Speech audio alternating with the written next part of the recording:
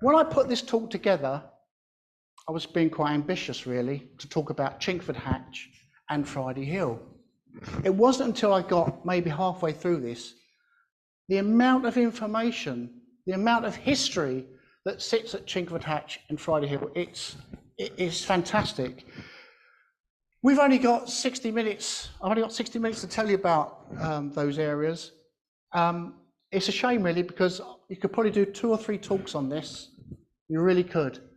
So I'm going to push through it as quickly as I can. I've got about 115 slides, but you won't be bored, okay? Because I'll be asking questions. So here we go.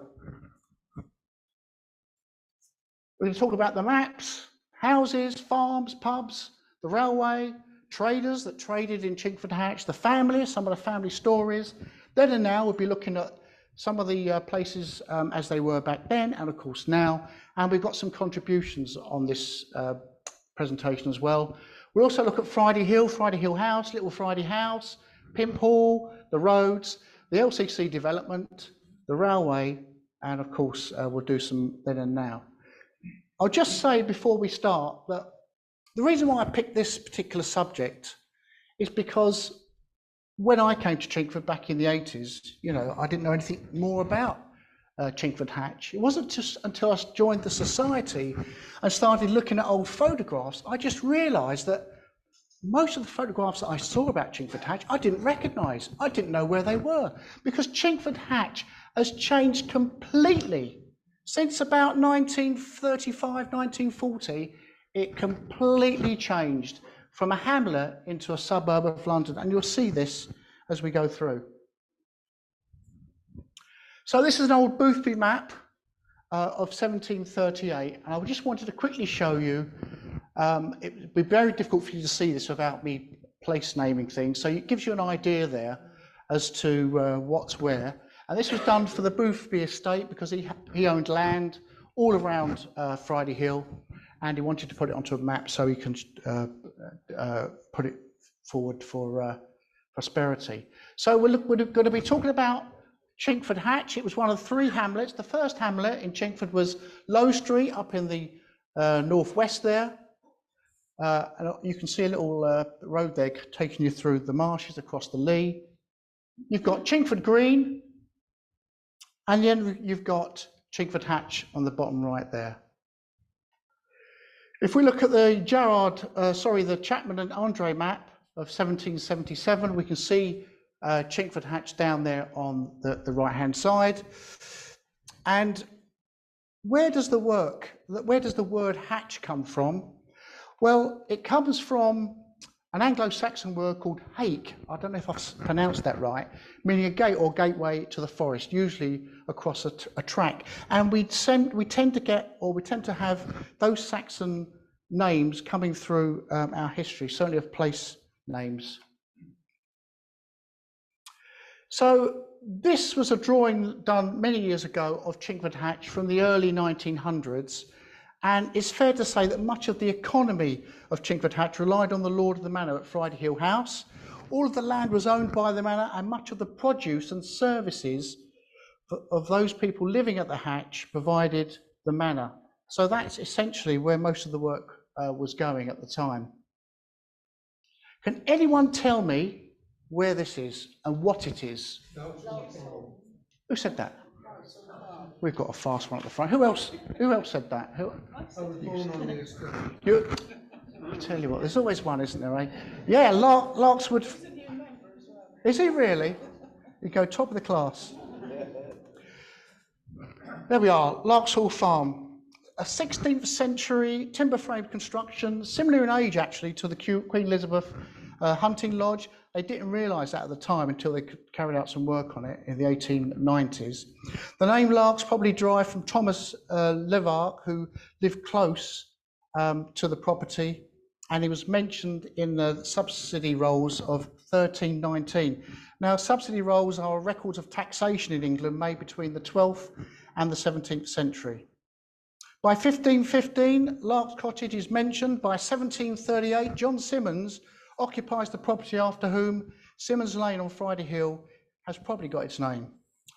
In 1889, Henry Young purchased the farm, the barns, the stables, the orchard, and 9 acres for £1,155. I think it was a bargain. Good price. So who lived there?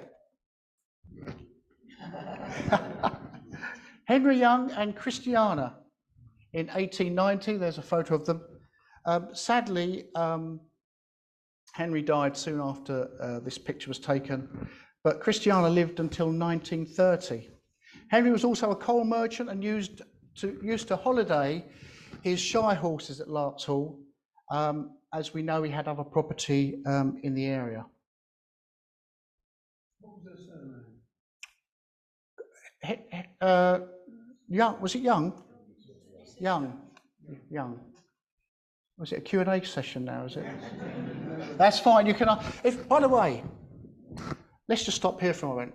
I'm not an expert. So if anyone out there has got more information they can provide us about tonight's talk, please pep up. I know John at the end there has lived in Chingford Hatch for 84 years. So if he doesn't know about Chingford Hatch, no one else does. But if there's people here that know other supplementary information about what we're talking about this evening, please do let me know. So you can see this is a shot from 1900, and you'll see now an extension added in 1890. Also, Metropolitan Police horses were trained at the farm for a while. By 1948, the farm was left with 1 acre, so a lot of the land being sold off, having sold the rest off to developers. The last family left in 1971, and after being empty for many years, the council took over the building to use as a hostel. With the threat of demolition, it was finally converted into a public house by Courage Brewery in 1982. Thank God they did that, because I think it would have been pulled down. They spent a reported £300,000 on the conversion to a pub, a rare surviving farmhouse building from Chingford's rural past, one of the last working farms in Chingford. Pub did go up for sale around COVID time, and there was a petition, I think, put in. We were asked, CHS, to sign a petition to keep it from being bulldozed, and I think now it's back open again. Has anyone been to the pub since COVID? No?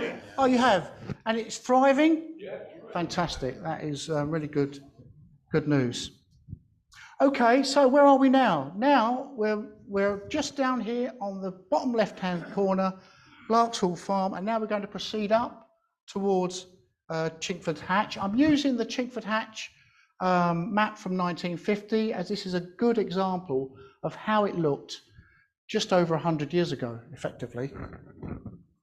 Before we go much further though, just pulling back from the pub, there's a thicket here, or an overgrown area, and that used to be an old byway that's fallen out of use. And you can see the byway if I go like this. Can you see that? So it runs down the right-hand side of Larks Hall. It obviously cut that corner off so people could wander into New Road there. But over the many years, and after many houses have been built, it's fallen out of use. I'd imagine it'd be very difficult to walk that today. Friends of Larks would try working it out. Did they? 20 years ago. Really? Perhaps we. Oh, someone just said, thank you. Someone just said the Friends of Larks would try to get it cleared so it could be opened up as a path again, but without much luck. Perhaps was that approaching the council about that? Was that approaching the council for that money? I'm not sure. Okay. All right. So there we are, an old byway there. Let's move on just a little further up the road now to Larkswood Cottages. There's lots of stories about this cottages. There's actually 4 there, but I'm just going to be talking about one in particular. And this is next to Larks Hall, as I said, believed to have been built back in the early 1800s and comprised of 4 dwellings. We were contacted by a lady called Dawn Wigley, whose mother, Joan Mary Thompson, nee Merrick, was born in the last cottage on the right, as you see there. in 1920. The cottage was owned by Joan's great aunt and uncle, Minnie and George Rochester. You'll see those in a minute. Joan describes life at the cottage very poorly. No indoor toilet or bathroom. The outside toilet was down the garden. The cottage had no electric lighting. Jan's dad, Richard Myrick, kept chickens and got his name in the National Magazine for producing an exceptionally large number of eggs, down to the chicken feed that he was using. Richard also liked growing flowers. Oh, this is funny, this is. Hang on, got a problem here. But his wife liked picking them. He didn't want any flowers at his funeral because he loved flowers. The cottages were demolished in the 1940s, I think, to make way for houses along that road. And there's a story of another family that lived in the first cottage on the left, and they used to sell refreshments to visitors, but that goes back to the late 1800s. So yeah, I mean, if you look at that lane, you'd think that could be anywhere. So here we are, here's Joan. This is Wendy's sister, and we've got Mother Dorothy on the right there, and sister on the left. This came into us earlier on this year, actually. And that's the view of the cottages as they stand today. Very different road now. So let's proceed now up the road, up Larkshall Road, and now we arrive at Hatch Lane, the junction of Hatch Lane. Do we know what's at the junction of Hatch Lane? Yes, Old Tower House. And I'd like to thank Maggie Brown for her research on this piece, because she sent this to me back in February, I think. So yeah, this tower house sat at this junction here, and you'll see it's actually opposite where the level crossing is, which we'll come on to in a moment. We were contacted, contacted by Dawn Wiggler, whose great uncle, George Rochester, was the farmer there from the early 1900s up till World War II. Dawn's family knew Tower House as Brook Farm, but we're not sure about that because there is another Brook Farm actually in Chingford Hatch. So it suggests that the burial records that George Rochester owned both properties, so we'll see about that. These are a couple of shots that were taken by the family back in the 1940s. And there's Minnie and George Rochester, they're the owners, and Joan and great aunt Minnie there outside Tower House there. And that's the scene today. As you can see, St Anne's Church sits there on the left. We'll talk more about St Anne's Church a little later on, but I want to now just turn round and show you we're progressing now towards that junction. And here we have the junction with Larkshall Row and Hatch Lane, and this is in 1885. And of course, level crossing was put in when the line was extended up to Ball Lane for the first station in Chingford in 1873. So that level crossing would have gone in at or about that time. That's the same shot from today. You can see on the right there, that was taken about 2003. The road still exists, but of course it's now completely blocked off. We'll now proceed across the other side of the level crossing. And this is a photograph from the other side now, looking back towards Larkshall. Notice the pile of bricks here on the left-hand side as work begins for the row of shops that go up along there in the next few years. Again, we're looking from across the tracks now back to Larkshall, and we can see that road that's been cut through now by the railway. There's another shot there with the row of shops there. That's dated from 1968. And now I'm going to introduce you to the man who knows all about Chingford Hatch. If only I can get it to play. Here we go. Right. We're now at the site of what was the level crossing, which was hand operated rather than automatic as it was at Hans Park.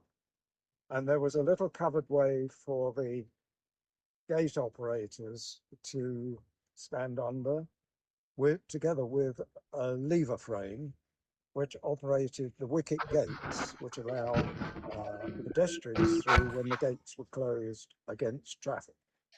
There were double cottages on the north side, and there was another railway cottage on the south side.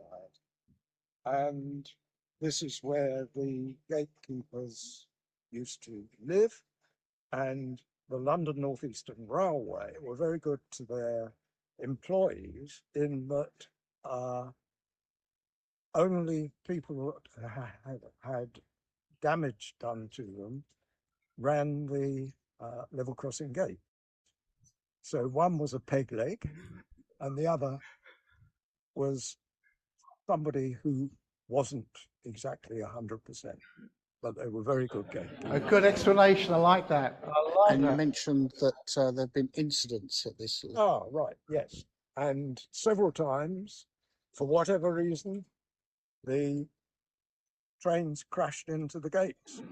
How that happened, I've no idea. But I used to come along in the morning and there was desolation everywhere. Bits of gate hanging from the trees and so forth. So, yeah, gave us great fun when we were kids. There you go, it's John. We'll be hearing more from John a little later. So these are other views of the level crossing there. I'm right in saying, John, that on the right is a small hut where the gatekeeper would sit, waiting to close and open the gates there. This is one of John's photographs of the Hatch side of the lane. Oh, and we're back to John.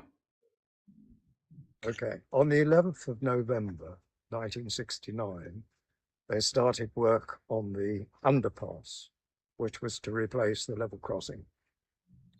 And it took about 18 months to build, in which time the level crossing was kept open. And then on, I think it was June the 21st, 1971, the underpass was opened and the crossing was closed for the last time. So, and then it was removed and a pedestrian underpass put in its place. Interesting. When John and I did this walk, it was the first time I'd ever been down through that underpass there. I didn't even know there was a pedestrian underpass there. And this is construction of that pedestrian underpass back in 1970. Does anyone else remember this being built? When I was a lad, before that was built, Yep. we used to have a really big night on bonfire night. Right. Just where the underpass went, there was a huge field Okay. and a big bonfire. Big bonfire. Okay. Anyone else out there you remember? Yeah. Well done. Perhaps we'll have a chat in the break. Okay, moving on. So now we're moving a little further along. But before we do that, let's show you where the underpass actually went. Where did it join? Yeah, so it joined up with New Road at that junction there. And I'm going to take you now along to that position there to see this next photograph. This was taken in 1939. We've got a woman there standing at a bus stop, waiting for the 29. What's interesting, nothing out of the ordinary here, but how much it has changed since 1939. So, where's New Road? New Road is on the right. Where's the underpass? On the left.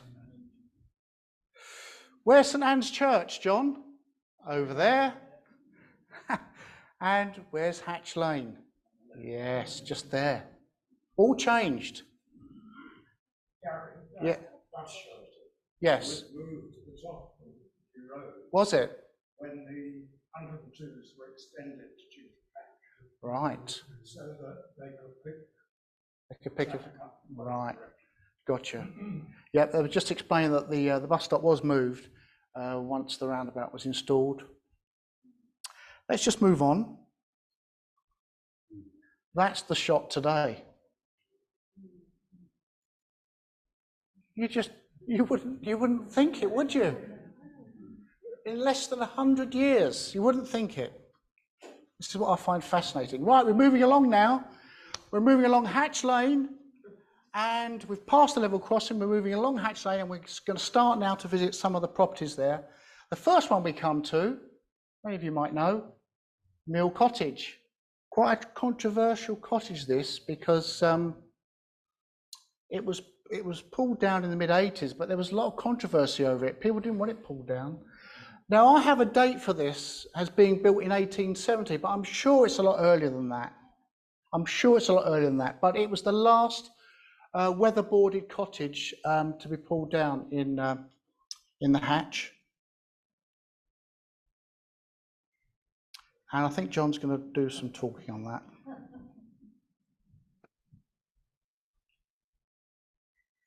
We're now at the bottom of Blackthorn Drive, Gary, and on the corner here was the one remaining clapboard house when the Chingford Hatch was a hamlet, and it was occupied by a lady called Mrs. Metcalfe, who was a widow and had grown-up children.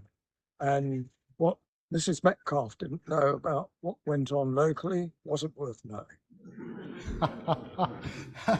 That gives you a sense of what it was like in the Hatch in those days. It really does. So this is another view of Mill Cottage, looking towards the level crossing. This is taken from 1935.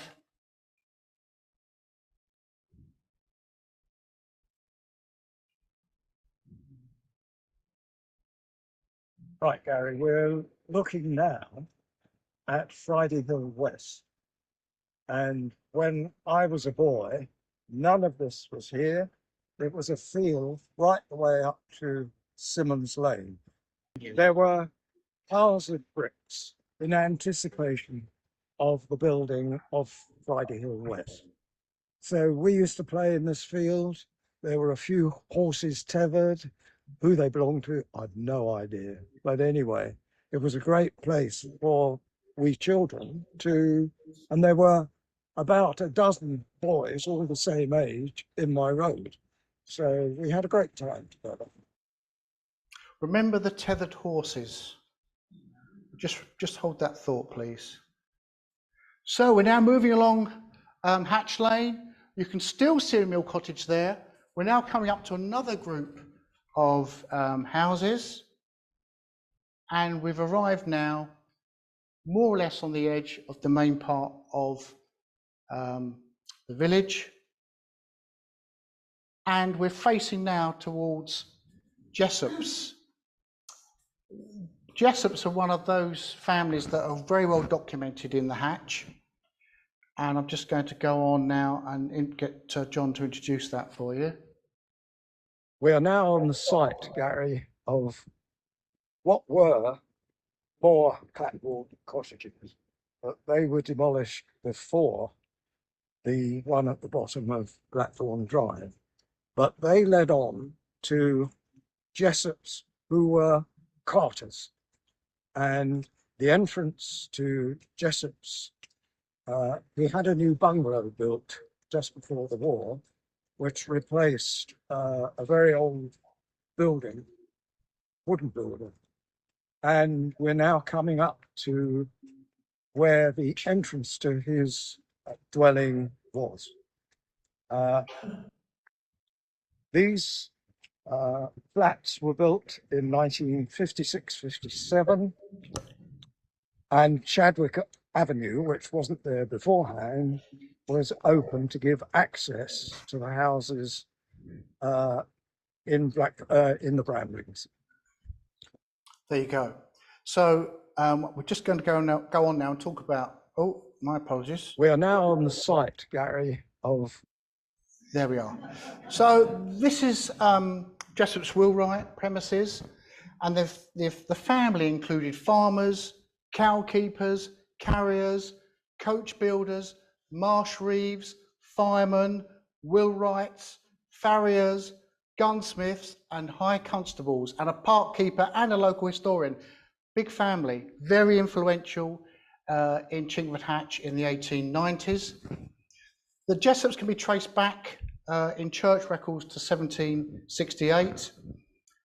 This picture here, T.M. Tibbet, is recorded in Kelly's Directory from 1940 as being a farmer in Chingford Hatch, and no doubt went to Jessops to have those rather large wheels repaired.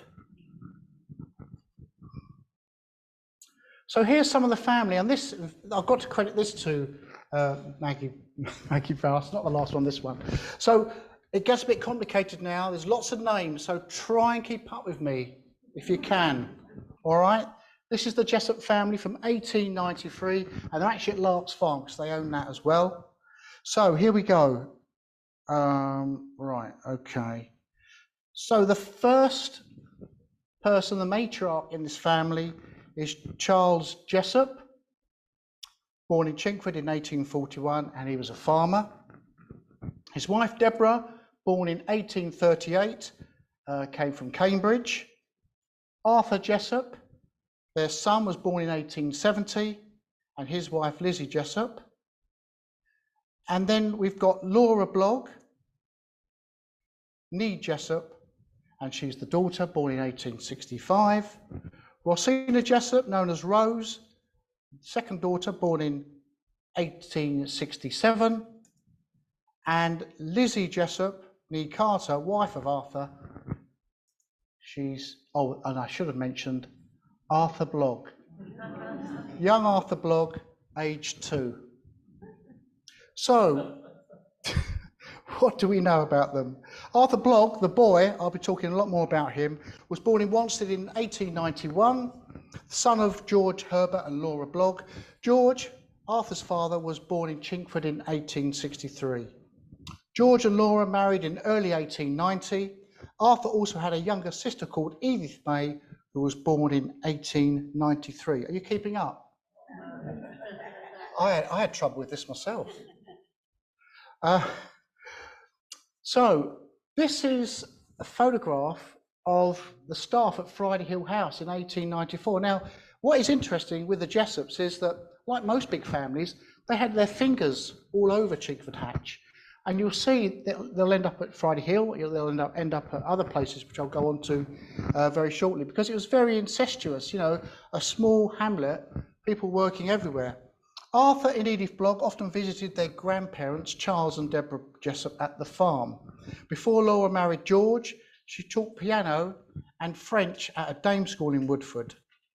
George Herbert Blogg, Arthur's father, was employed as a coach page at Friday Hill House, where his father, Arthur's grandfather, Samuel Blogg, was the head gardener. George stayed in service for a few years and later worked as a valet at Little Blake Hall in Wanstead.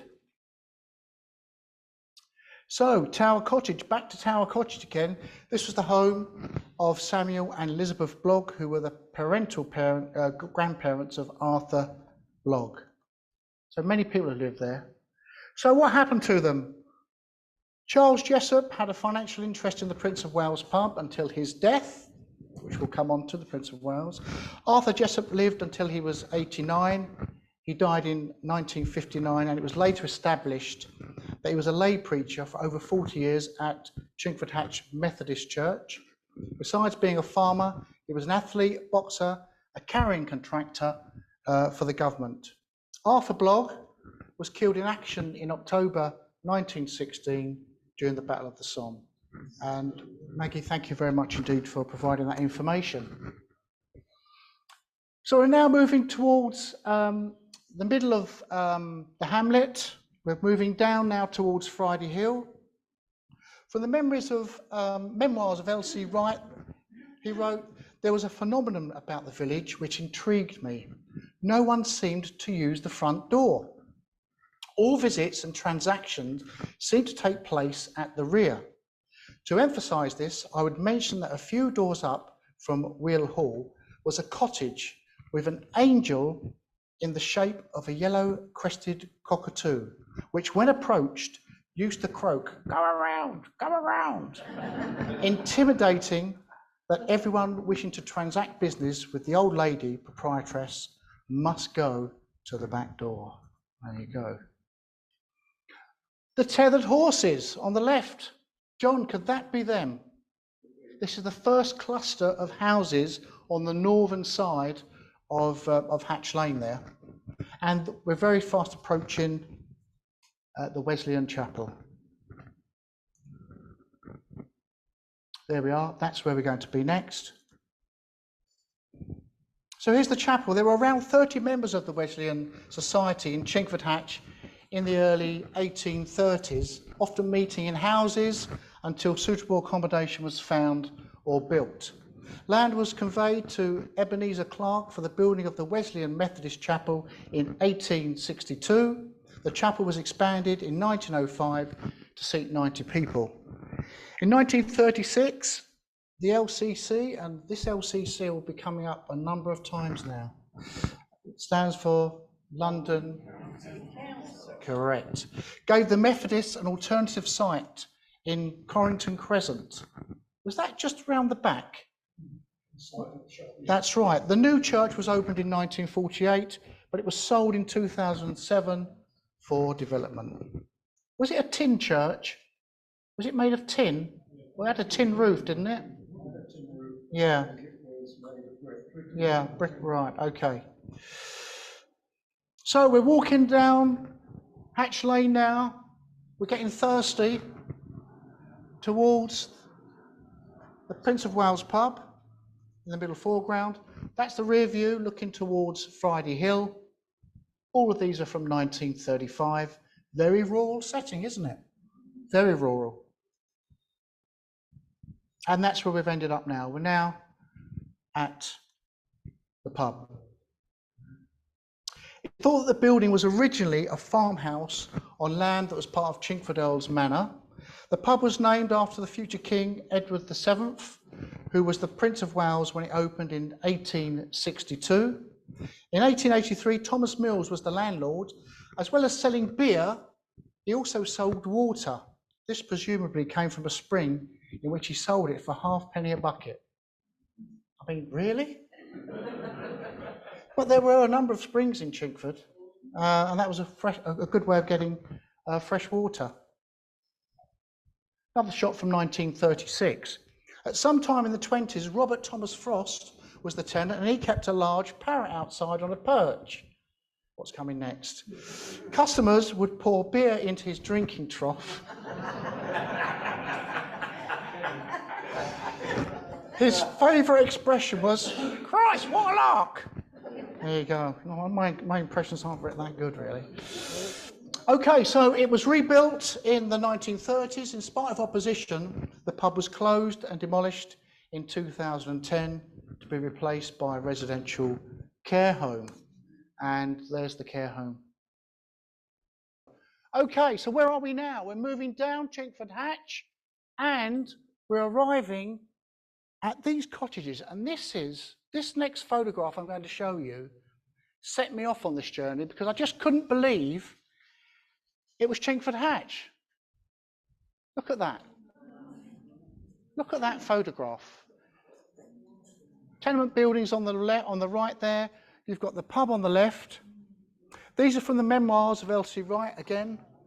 Across Hatch Lane, there was the Dun Cow Inn at the corner of Friday Hill. Turning left through the Sleepy Hamlet, there was a series of cottages, in one of which was his grandfather, James Wright. He was famous locally for the green gage trees in his garden. I had to look that up, actually. Unfortunately, there was a cesspit at the foot of the trees. I didn't do very well there. A little further up on the other side of the road stood Will Hall, occupied by his great-uncle Ned Wright. The place comprised of 3 or 4 gypsy caravans joined together and standing on their original wheels, hence the name. I'd never seen such a snuggery. John, do you remember those caravans at all? I don't. No? Okay, let's move on.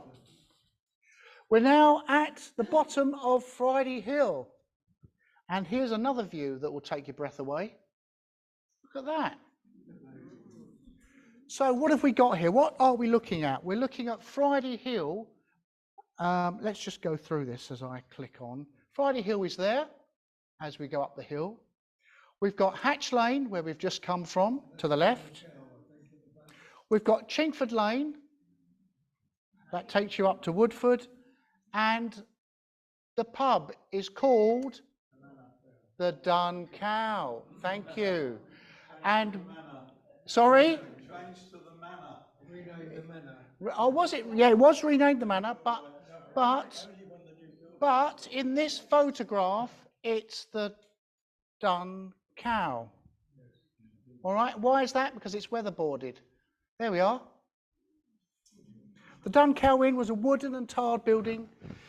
The first known reference to the Dun Cow was back in 1851, although I think it goes back further than that. In 1834, William Peppercorn had a retailing pork and beer establishment, and his premises may have been those that became the Dun Cow. In 1884, the Parish Magazine reported that Mr. Young, the landlord of the Dun Cow, had received some unwelcomed visitors. Some men effected an entrance into one of the bedrooms by means of a ladder and managed to secure the property worth over £200. In 1928, the pub narrowly escaped flooding, and this may have been the reason for its demolition in 1929 to make way for the Manor Hotel. And this is the Manor Hotel.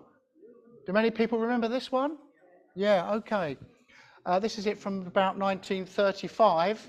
The River Ching you can just see here, and that bridge there is the bridge for Chingford Lane that takes you up to Woodford, and I believe there's a width restriction on that which stopped buses. Is that right, John? Load restriction, that's right. Arthur Rumble said at the time it never functioned as a hotel. In fact, it changed its name to the Manor Arms. Arthur added that the hotel had a very good ballroom where he enjoyed dancing, so a lot of dancing going on there. In 1940, the Manor Hotel ballroom had a heating upgrade.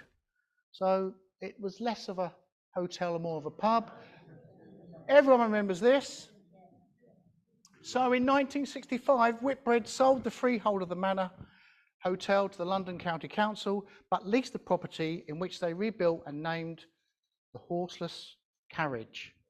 In 1975, a railway carriage was added, and then we've got some film from Acorn Films, I believe, Tim, of that being installed back in the 70s. 75. The carriage was a 26-seater coach named Gwen, 40 years old, and was bought from Harlow on a special transporter. A crowd of people watched as two cranes lowered the coach into a short section of railway track in the forecourt of the pub. It was connected to a waiting room built as a small lobby for customers to the horseless carriage. Later, the carriage was refurbished and converted into a restaurant with a self-contained kitchen and specially dressed staff, in keeping with the fashion of the Brighton Bell heyday. It was also restored to its original brown and green livery, but it was removed in 1981 and replaced with the horseless, with the Beefeater Steakhouse called Wheelwright's. And they built an extension on the building, but Wheelwright's closed for business in 2003, and Whitbread confirmed that the restaurant had been sold to Fairview New Homes. Staff were offered other jobs and redundancy, so that put paid to that. And what replaced it? There we go. There we go. So let's move on. Where are we now? We're just approaching the bottom, ready to go up Friday Hill. But before we do, we're going to visit another farm. We're at Old Farm. Old Farm was at the bottom of Friday Hill at the junction with Friday Hill West. It was owned by the Manor of Chingford Earls and worked by tenant farmers over many years. It's thought that the old farmhouse was originally an inn used by royal hunting parties, and that's because when they demolished the farmhouse, they found traces of sacks and items likely to have been used as an inn back in the day. In 1738, John Bruce farmed 42 acres there, so that must have been the 42 acres that went all the way up on the west side of the hill. In 1926, the Poulter brothers took over the farm. They were dairy farmers, and this is the photograph of the farm there in 1936. Another view of the farm in 1938, a rare picture of a police box being installed outside Poulter's dairy. An extended force-wide police telephone box system was brought into service from the mid-1930s. The blue boxes were mainly sited at major junctions in Chingford, each being connected to Walthamstow by private lines. Police boxes continued to play an important role in police work until the late 1960s to the early 70s, when they were phased out following the introduction of personal radios. Now, apart from this police box, I know of two others that were in the borough. One was at Chingford Mount, and there was another on Station Road. Does anyone know where that was? Rangers Road. Well, okay, it was on the junction of Beresford Road and Rangers Road. That's correct, yeah. And that went many years ago. A rare photograph, you don't often see that. Okay, we're finally going up the hill. But before we do, we must hear from the man himself.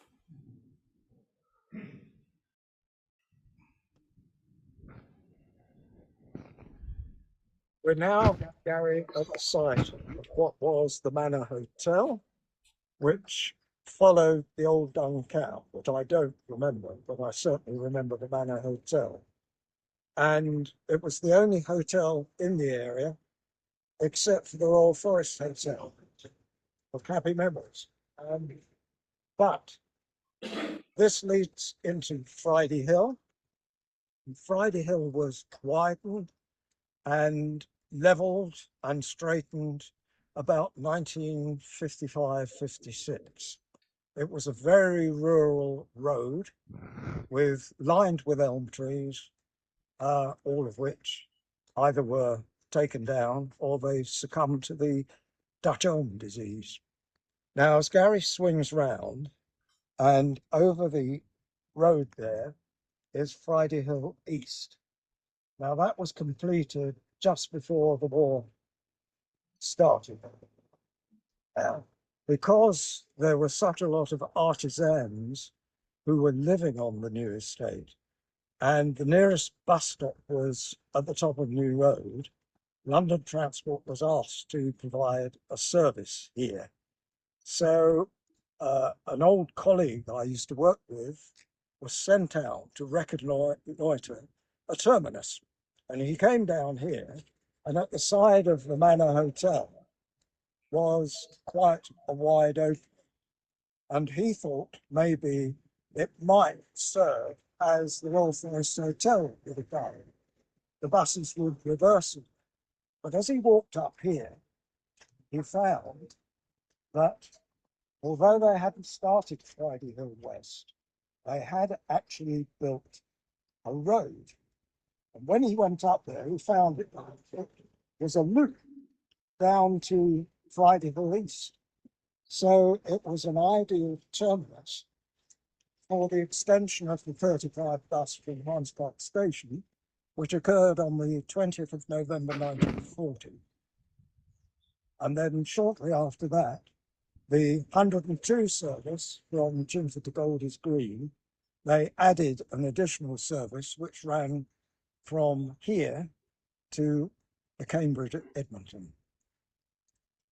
Thanks for that, John. Let's just show you Friday Hill, going up the hill from the bottom of Chingford Hatch. Look how rural that looks.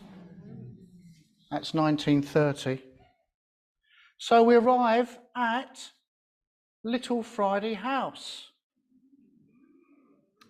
Now, this is a shot from 1952, But the original house was burnt down over 100 years ago, about 1840 I think it was, and replaced with the house we see today. The building has been described as an old dower house and was once occupied by the chauffeur of the late Louise Boothby Heathcote, who died in 1940.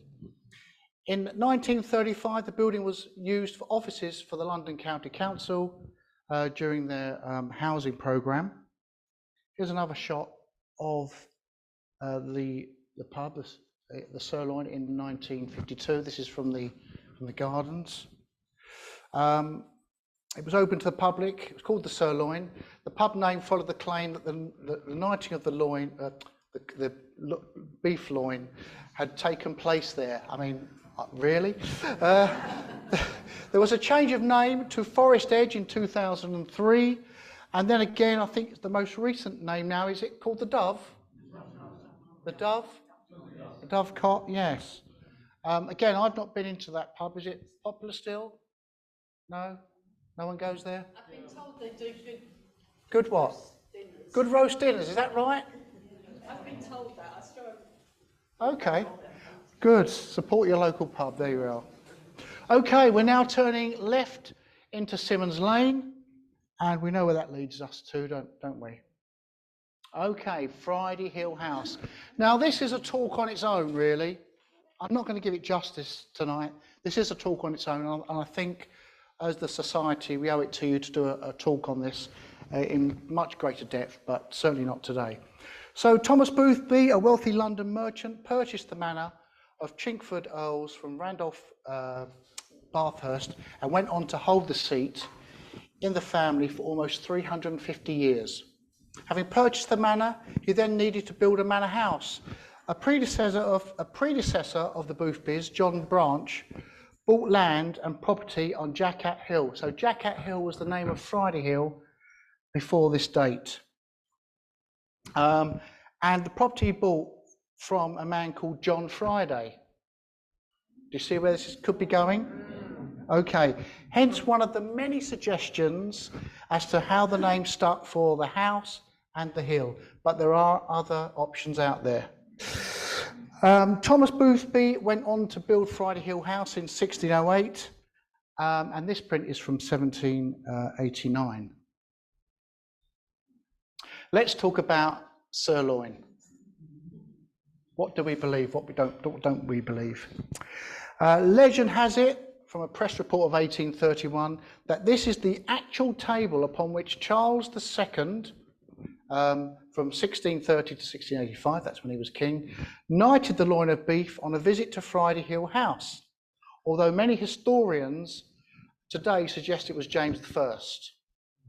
The table was described as being thick and having a clumsy appearance. Well, mind it, in my house. It suffered from decay. Some of the knots of wood had been taken out and some oak of the same age neatly laid into it. The top was newly polished, and I believe there was a brass plaque inlaid into the top of the, and you can just see it there, okay?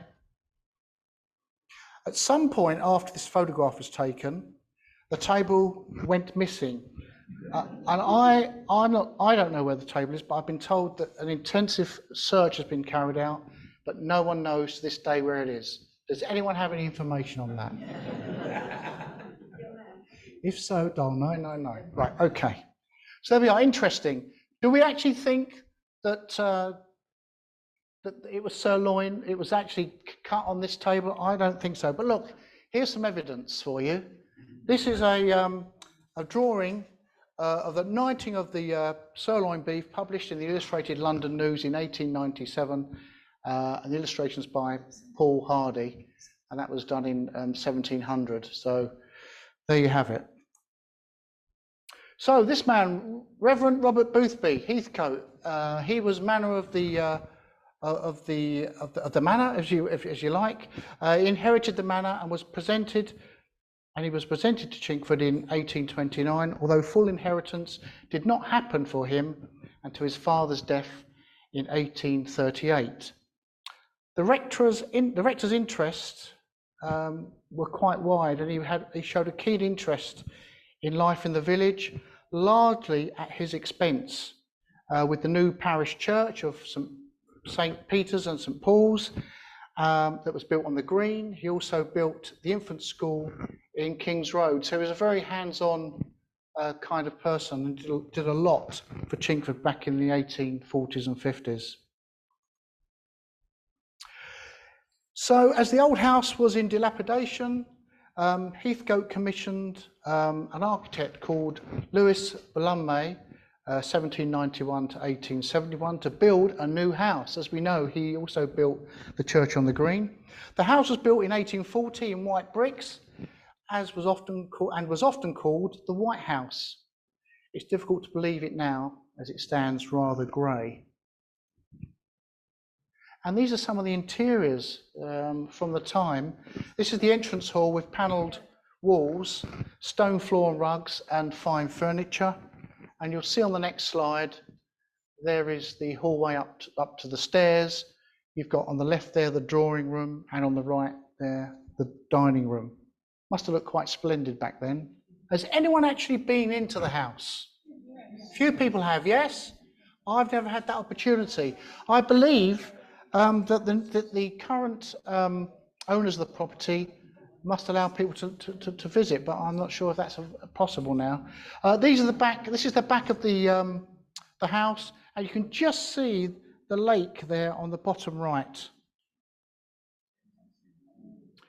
So the story is that one of Robert Boothby Heathcote's sons, William Edward, on his death in 1915, he directed in his will that his heart should be transfixed with a proper surgical knife, and his body buried in the family vault with the knife still in his heart. No doubt he was worried about being buried alive. There are also other stories. In 2000, there was a report in the Chingford Guardian about a ghostly event at Friday Hill House. One woman claimed she had seen a Stan Laurel lookalike and a woman wearing a white veil weeping at the window. I think too much wine there. Let's just touch on tunnels for a moment, because there's a lot of talk about tunnels between Friday Hill House and Pimp Hall. Malcolm Smith wrote back in 1980, a friend and myself explored some of the tunnels underneath Friday Hill House. We got 120 yards before finding it bricked up, so they must have gone quite a fair way in. Another report states that during the 1930s, drainage excavations found a secret passage reputedly to Pimp Hall. But again, only a story. I'm showing you this picture because this is the family grave of the Boothby Heathcotes, and that's at All Saints Old Church on top of the hill, and you can go and visit that. It was a vault. There was a vault there at one time, but it got smashed in several times. There was a door, I believe, underneath, and they decided to fill it in. So, yeah. Can I just say, it was reputed that Dick Turpin used to use those tunnels. Dick Turpin used the tunnels at Friday Hill House, yes? Okay. There you are, you see. Everyone likes a story. Okay, moving on. So the last owner of the estate was Louise Boothby Heathcote. She died in 1940 at the age of 85. Her will had 18 codicils. Codices, yes? Codicils. And the codicils, am I right in saying, are when someone makes an amendment or a change to a will without changing the whole will. Yeah. So what do we deduce from that? This is what I deduce. Could it be these changes in the will reflected the gradual but piecemeal disintegration of the former vast estate in favour of speculative builders and others? In other words, she was being approached all the time by builders back in the 1940s. Can we have some of your land? Can we take some of this land? And of course, every time she sold a piece of land, she'd have to make a variation to the will. And that's what I believe that was. Friday Hill House had ceased to be a manor house and continued to be used as a community centre. And in fact, Chingford Historical Society, we had a room there in the 1970s and 80s, a little like a museum, but unfortunately we had to leave because there were problems with the leaking roof. It was sold in 2010 for how much? How much was it sold for?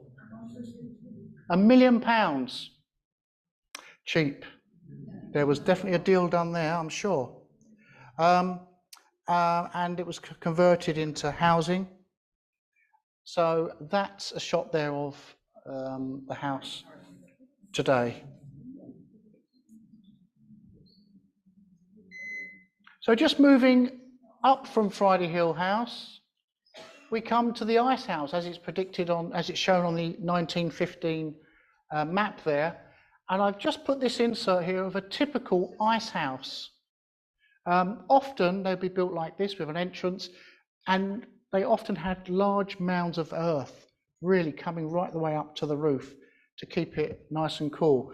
And the ice house was there obviously for the manor, and the ice was collected, no doubt, from the lake at the back of the house there. Gary, up until 1955, Yes. Friday Hill was straightened and lowered. A hump of the ice house was still there. Interesting. So up to 1955, I'm being told the hump of the ice house was still there until the road was widened. Okay, moving on. So now, although we're not strictly in Chingford Hatch now, Pimp Hall has a connection with Friday Hill House, and the whole area has a connection because of it being in the manor. So we're now at Friday Hill House. Sorry, we're now at Pimp Hall. I got my words wrong there. I think I did. This is the road leading down from Simmons Lane to Whitehall. So this is the top of Friday Hill. Again, looking very rural. The entrance now to Pimp Hall. This is in King's Road, which was formerly Bull Lane. Pimp Hall took its name from its 15th century owner, Reynold Pimp. Before that, it was George Monops's time. The hall and farm had 80 acres of land, 30 acres of meadow, 100 acres of pasture, 40 acres of wood, 10 acres of marsh, and it's believed that that was also part of another farm nearer to the Lee. The hall was rebuilt in 1572, a date covered on a wall when the house had work carried out in 1924. This is another shot of Pimp Hall here, and you can see the dovecot there. That dates around the same time as the house. It housed pigeons for the table. In the 17th century, pigeon droppings were also used as a source of saltpetre. Yes, saltpetre, yes. One of the ingredients for gunpowder, but also for curing meat. Not sure I'd want to be doing that. There are a number of stories about Pimp Hall, the first being from the memoirs of Frank Rumble. Before the hall was demolished, he found the mummified body of a monkey with a silver chain in the attic. Now, I don't think that's the first time we've heard things like this happening with mummified animals. I'm not sure whether that's down to religious or witchcraft reasons, but it was certainly found. This is the farmyard at Pimp Hall, and apparently during the works on the house in 1924, workmen discovered a secret passage and a small room behind a chimney stack. The room was 6 foot square and contained a lady's black stocking, which fell to pieces when brought into contact with the air. The passage was entered through a secret sliding panel in the bedroom over the dining room. One can only imagine what happened there. But what a lovely sight that is. And here is an interior of the barn from 1930. Another story from Frank Bolton, whose father was a tenant of the house. In the bedroom over the dairy was a blood-stained floor, and according to a local talk, a murder had been committed in that room at some point in the hall's history. A grey cloaked lady in Victorian costume walked at night and many members of the family saw her. What do you deduce from that? Because of the rumours of a tunnel from Friday Hill House to Pimp Hall, in 1925, Mr. Bolton dug behind the dovecot and went down 20 feet where he came across various solid walls and the bricked up entrance of a tunnel that he believes led up to Friday Hill House cellars. The Boltons left the hall in 1928 as their business suffered during the general strike. So the last occupant of the house was Alfred Lowe in 1928, but by 1934, Chingford Urban District Council purchased the property and the land and used it for their parks department.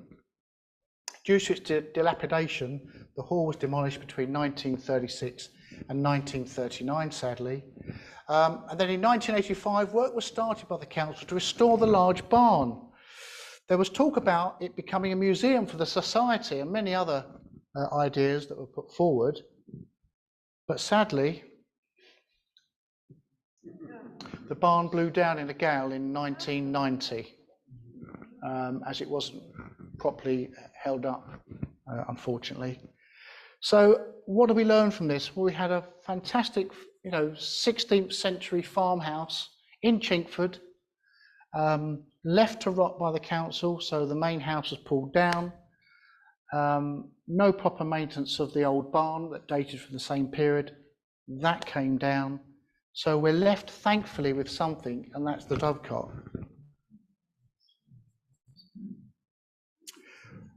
It's a Grade 2 listed building now, and it was renovated in 2018 and funded by the National Heritage Lottery Fund. Fortunately, there's a group called the Friends of Pimp Hall Park and Nature Reserve, who are a volunteer group and have set this up to celebrate and enjoy and promote the park and the nature reserve. And the website is shown above there. If you want to get involved, you certainly can. So is this the end? Well, it's not quite, is it? Because we've got to talk about the London County Council, haven't we? Yes. It's 9 o'clock. Will you give me 5? You will? So let's talk about the London County Council, because they're the ones that really did change Chingford Hatch and Friday Hill. John Ridgway earlier alluded to major changes coming to Chingford Hatch and Friday Hill by the London County Council, LCC, forced by population pressure to look for land beyond the London boundary. The LCC promoted the development of an active housing estate on Friday Hill just before the Second World War. Also, a need to move people from unsatisfactory accommodation in the East End of London. Another shot of Friday Hill from Whitehall Road looking up towards Simmons Lane. The LCC planned to build 2,000 homes with a density of 14 per acre. Under Chingford Council town planning rules, though, it should be no more than 8 to 12 per acre. Chingford Ratepayers Association minute book recorded that this could reduce the value of other property and increase rates. It was a breach of trust with those who had put their faith in the town plan to maintain a high standard. At a meeting in Queen's Hall, Royal Forest Hotel in June 1935, the ratepayers voted to oppose the LCC plan. Another shot of Friday Hill now looking down towards Chingford Hatch with new homes. At the time, the land was part of the manor of Chingford Earls, and Miss Boothby Heathcote was still alive. She and later Louise's estate opposed the sale of the land to LCC, and they applied for a compulsory purchase. The Ministry of Health ordered a public inquiry, which was held at the Masonic Hall in Chingford in October 1935. A learned KC spoke about the sanctity of town planning, but in February 1936, the Chingford Guardian reported that Chingford Council was losing its fight with LCC. Len Davis writes, "I have seen no official reports, but there were unofficial reports that if Chingford Council accepted the position, it would improve Chingford's chances of becoming a borough." which it did in 1938. Building then started in earnest. What do you deduce from that? So, building was interrupted during the war. This is the last two slides. Building was interrupted during the war. Most roads east of Friday Hill were occupied by 1939, and most in the west in 1940 or just after the war. It was assumed that the newcomers to the homes were pleased with their new homes, but reports by professional psychologists suggested otherwise. They concluded that when selecting people for transfer to the new homes, the LCC had only regard to previous living conditions and health, rather than separation from family and former social life. Few people really wished to leave the East End. They were attached to their parents, to the local pubs, the markets, Club Row, and the local hospitals. We're just going to finish now with John. Right, in 1947, building recommenced of the Friday Hill estate complex, and this was Friday Hill West. And between 1947 and 1949, the whole of the estate was built, and then the final building was the new shops, which opened in 1949. We're now standing on the corner, and the premier shop there used to be Kent's, the newsagent. He was the first one in there. There we are. Thank you, John.